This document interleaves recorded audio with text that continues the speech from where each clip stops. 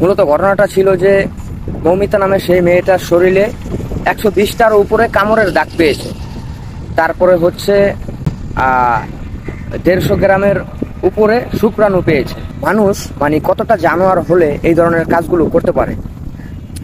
মূলত ঘটনাটা হচ্ছে যে আমি যতটুকু জানতে পারছি, ওইখানে যে মেডিকেলে যে প্রফেসরগুলো থাকে, তো ওই প্রফেসরগুলোর নির্দেশেই আর কি এইসব কাজকর্মগুলো করা হয়। ওই প্রফেসরগুলো হচ্ছে যে আপনার বড় বড় পোস্টের জন্য টাকা দাবি করে, আর ওইখানে হচ্ছে যে রাত্রে এবং কি দিনে ডিউটি থাকে। তো এই ধরনের যখন প্রফেসররা টাকা দাবি করে, তখনই ওই মৌমিতা নামের মেয়েটা বলে যে এই বিষয়টা আমি সবাইকে জানিয়ে দিব।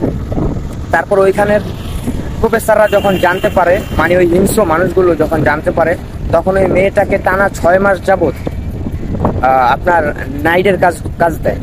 ওই থাকে না যে নাইটে কিছু লোক থাকে এবং দিনে কিছু লোক থাকে, কিন্তু মৌমিতা নামের সেই মেয়েটাকে নাইটের যে ডিউটিটা সেই ডিউটিটা দেয়।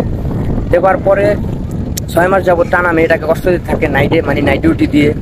তারপরে একটা সময় হচ্ছে একদিন ওই মেয়েটাকে যে একটা গেস্ট রুম থাকে, মানে যেই জায়গায় আর কি রেস্ট নেওয়া হয়, সেইখানেই হচ্ছে আপনার যে ওই মেয়েটাকে রেস্টের জন্য পাঠানো হয়। আর অন্য অন্য যে লোকগুলো থাকে ওনাদেরকে বলে যে তোমরা আজকে আর ওই রুমে যাইবে না। তারপরে একটা সময় যখন মেয়েটা ঘুমিয়ে যায়, শোনা যায় যে ওইখানে যে প্রফেসরগুলো থাকে, ওই প্রফেসরগুলো আপনার ড্রাগস ব্যবহার করে। ড্রাগস কিন্তু অনেক প্রকারের থাকে। ওই যে প্রফেসরগুলো থাকে, ওই 4-5 জন মিলে ওনারা ওইখানে যে ড্রাগস ব্যবহার করে। ড্রাগস বলতে অনেকে মদ খায়, অনেকে নেশা করে। খাবার পরে ওই মেয়েটাকে মনে করেন যে জোর জবরদস্তি ধর্ষণ করা হয়। ওইখানে যেই ওই মেয়েটার সাথে যে একটা কলিগ থাকে, আরেকটা মেয়ে, ওই মেয়েটা ওই মৌমিতা নামের মেয়েটার 2 হাত চেপে ধরে। তারপরে যেই বাকি যেই ওইখানে যে প্রফেসরগুলো থাকে বা আরো যে সাঙ্গপাঙ্গগুলো থাকে, ওনারা মিলে ওই মেয়েটাকে ধর্ষণ করে। একটাবার পাবেন ভাই, সাথের একটা কলিগ মানে মেয়ে কলিগ, মেয়েটার সাথে আরেকটা মেয়ে নিরাপদ না, তাহলে একটা পুরুষের সাথে কিভাবে একটা মেয়ে নিরাপদ থাকতে পারে? বিষয়টা ভাবেন ভাই। 120টার উপরে কামড় মেয়েটার শরীরে। ওই মেয়েটাকে ধর্ষণ করে তারপরে শ্বাসরোধ করে ওই মেয়েটাকে হত্যা করা হয়। কত ন্যাক্কারজনক একটা ঘটনা আমাদের পার্শ্ববর্তী দেশ ইন্ডিয়ায়। আমরা ভাই এই ঘটনার বিচার চাই। আমরা ভাই এই ঘটনার সাথে যারা যারা জড়িত ছিল তাদের ফাঁসি চাই। এই ঘটনাটা এখন আপনারা সবাই বলবেন যে ভাই আপনি ঘটনাটা কেমনে জানলেন? এই ঘটনাটা জানতে পারছি আমি গতকালকে, যে ওনাদেরই ওই কলেজের একজন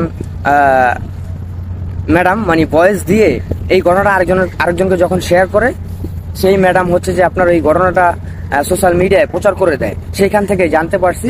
তো একটা পর্যায়ে ওনারা যখন দর্শন করার পরে ওই সবাই যখন বাইরে বের হয়ে যায়, তখন ওই যেই ছেলেটাকে ধরা হয়েছে, সেই ছেলেটা মূলত প্রশাসনের কাজ করে থাকে। তো সেই ছেলেটাকে বলে যে যা তোর জন্য খাবার রেখে আসছি, যা খেয়ে আস।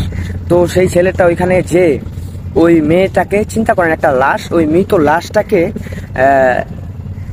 লাশটাকে যে ওই ছেলেটা দর্শন করে। কত বড় একটা ন্যাক্কারজনক ঘটনা আমাদের পার্শ্ববর্তী দেশে হয়েছে।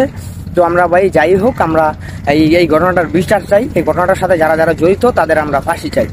আর একটা মেডিকেলে কিভাবে একটা মেডিকেলের প্রফেসর, ডাক্তাররা এই ধরনের কাজগুলো করতে পারে ভাই? তাহলে যে এই যে আপনার সন্তান, আমাদের সন্তানকে যে ডাক্তারি পড়াচ্ছেন, ওনাদেরকে যে ডাক্তারদের কাছে, বড় বড় প্রফেসরদের কাছে দিবেন, এটা কোন বিশ্বাসে, কোন সাহসে? তো যাই হোক, মৃত্যু খুব নিকটে, তাই আসুন মৃত্যুর কথা স্মরণ করি। আসুন সবাই মিলে নামাজ পড়ি, হিংসামুক্ত সমাজ করি। আপনাদের একটু ভালোবাসা পেলে হয়তো এগিয়ে যেতে পারবো আরো অনেক দূরে। ভালো থাকবেন এই প্রত্যাশায় বিদায় নিচ্ছি। আমি মোহাম্মদ জহিরুল ইসলাম রুবেল। আসসালামু আলাইকুম।